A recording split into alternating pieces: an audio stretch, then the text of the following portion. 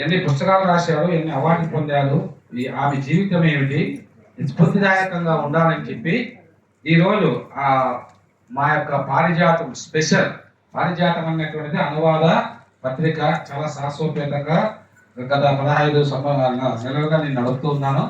ఆ యొక్క మ్యాగజైన్ని రిలీజ్ చేయాల్సిందిగా మరి బహుగ్రంథ రచయిత, తత్వవేత్త, బీసీ కమిషన్ పూర్వపు మరి కమిషనర్ చైర్మన్ గా ఉన్నటువంటి బిఎస్ రామ్ గారిని కోరుతున్నాను.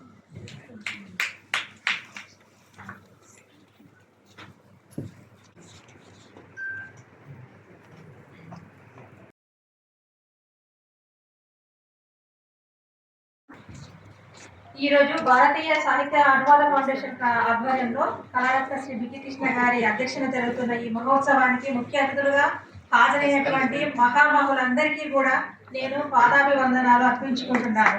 ఇంతటి మహామహుల సమక్షంలో నా నవల గతితప్పిన ఋతువు సమీక్ష సమావేశానికి నోచుకోవడం నా అదృష్టంగా భావిస్తున్నాను.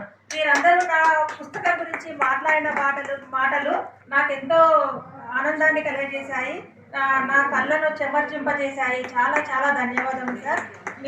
నా నవల మీలో ఈ స్పందనను కలిగించినందుకు చాలా చాలా ధన్యవాదములు. మరియు ఈ పుస్తక సమీక్షకులు డాక్టర్ ఉషారాణి కోగంటి గారికి మరియు రాధాకృష్ణ గారికి ఆత్మీయ ధన్యవాదాలు తెలియజేస్తున్నాను. ఈ గతితప్పిన ఋతువు నవల టర్నర్ సిండ్రోమ్ అనే జన్యు సమస్యతో జన్మించిన యువతి చుట్టూ పరిభ్రమిస్తూ ఉంటుంది. ఈ నవలలోని మొదటి భాగం నుంచి చివరి వరకు నేను చేసిన ప్రయాణం ఎన్నో ఒడిదుడుకులతో ఎంతో ప్రయాసతో చేయడం జరిగింది. ఇందులోని ప్రతి సన్నివేశాన్ని సంఘటనతో ఓన్ చేసుకొని అందులోకి పరకాయ ప్రవేశం చేసి మరి దీన్ని రాయడం జరిగింది. నేను అందులోని ప్రతి పాత్రను దాంట్లోకి దూరి ఆ సన్నివేశాన్ని రాయడానికి చాలా కష్టపడడం జరిగింది.